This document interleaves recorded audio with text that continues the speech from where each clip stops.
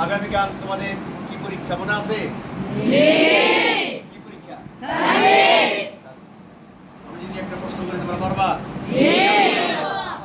তাজবিদ থেকে তোমাদের আজকে পরীক্ষা নেবে। এটা হলো তোমাদের প্র্যাকটিক্যাল একটা পরীক্ষা। দেখি তোমরা কতটুকু মুখস্থ করছো। আচ্ছা, তাজবিদ অর্থ কি? তাজবিদ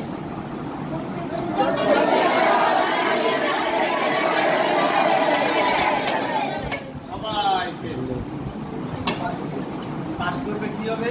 অর্থ আর তাজবিদ কাকে বলে এটা কিন্তু বুঝতে হবে। এটা তোমাদের এখন বুঝাই দিচ্ছি। যখন বলবে তাজবিদ অর্থ কি, তাজবিদ অর্থ সুন্দর করা, সুসজ্জিত করা, সাজানো ইত্যাদি। তিনটার যে কোনো একটা অর্থ বললেই হবে। সুসজ্জিত করা, সুন্দর করা, সাজানো ইত্যাদি। এবার আপনারা বলবেন তাজবিদ অর্থ কি? সুন্দর করা, সুসজ্জিত করা।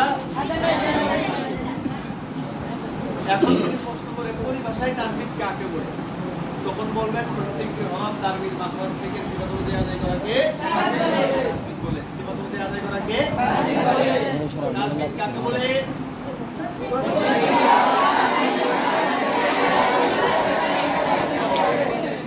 আরেকটু পারাইতে পারো, কোরআনুল কারীমের প্রত্যেকটি হরফ তাজবিদ মাখরাজ থেকে সিফাত অনুযায়ী, সিফাত অনুযায়ী অথবা সিফাত সহ বললেই হবে। সিফাত অনুযায়ী আদায় করাকে। এবার আবার প্রশ্ন করলাম, তাজবিদ অর্থ কি?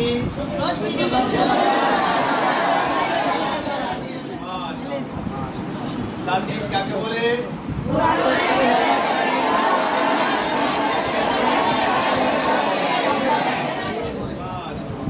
সবাই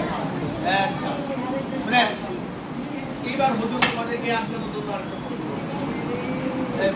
মদের জীবন করছো। তোমাদের সব কিছু শিখে ফেলছো। বলো তো মদ কাকে বলে? এটা কিন্তু এর আগের পরীক্ষাগুলোতে হতভম্ব হয়ে গেছে। হায় হায়, এটা তো করি নাই। মদপথের উচ্চারণ দাঁড়িয়ে করাকে মনে থাকবে? মদ অর্থ কি? মদ অর্থ কি? এটা কিন্তু আলাদা প্রশ্ন। তোমাকে যদি প্রশ্ন করে মদ অর্থ কি, তখন বলবো যে কানিয়া পড়া, টেনে পড়া। বুঝছো? লম্বা করে মদ কাকে বলে? মদপথের উচ্চারণ কানিয়া পড়াকে মনে থাকবে? এবার আসেন মাখরাজ। আমরা যে মাখরাজ পরীক্ষা দিই, মাখরাজ কাকে বলে?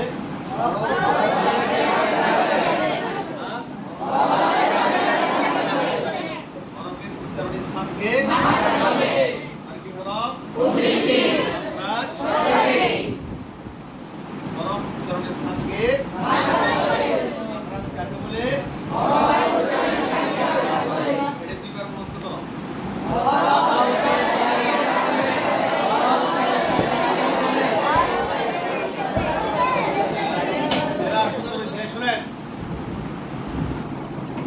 এবার আমি একটা প্রশ্ন করবো আপনাদের, হরফ বলবো, শুধু মাখরাজ বলবেন। কেউ 12 নম্বর, 13 নম্বর, 15 নম্বর, 100 নম্বর এগুলো বলতে হবে। শুধু কি বলবো? হরফ বলবো। ব, ব এর মাখরাজটা কি? ব।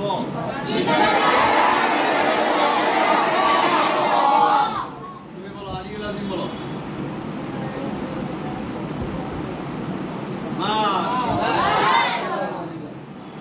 আচ্ছা, এবার তানবীর বলবা। সিন এর মাখরাজ কি? হ্যাঁ, মাঝখানে আগের দিকে, পেটও আগের দিকে আছে। আচ্ছা, এবার মাখরাজ প্রয়োজন সবাই শিখছো, ধরে নিলাম। মাখরাজের পরে হলো মদ। ঠিক আছে? যদি প্রশ্ন করে মদ কয় প্রকার? আমরা যে বই আলোচনা করছি সেটা হলো 10 প্রকার। আরো আছে, মধ্যে আওয়াজ আছে, আবার মধ্যে সেলাই কাসির, মধ্যে সেলাই দরিলা, অনেক আছে। আমরা যে 10 প্রকার করছি এটাই পরীক্ষা হলো আমাদের। মদ কয় প্রকার? 10 প্রকার।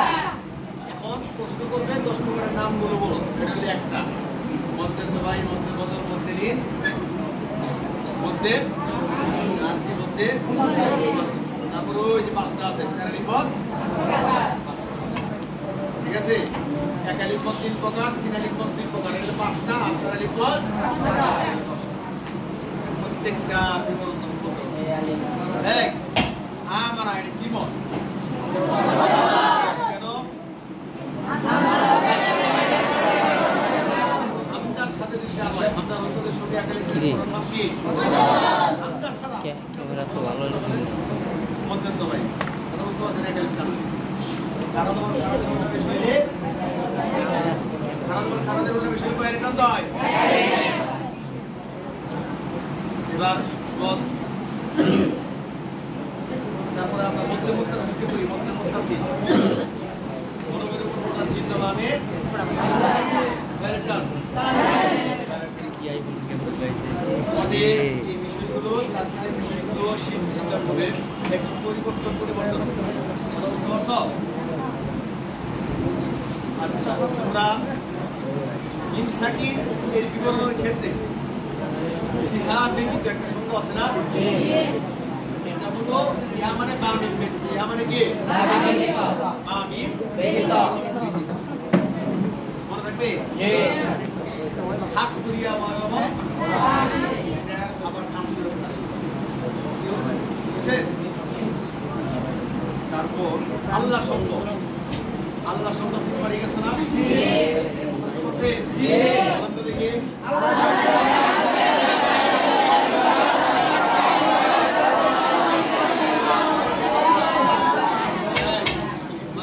সবাই এসে রবপুর বাড়ি শিখছে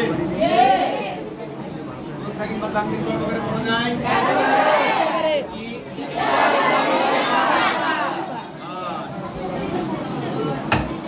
ইকরার কয়টি?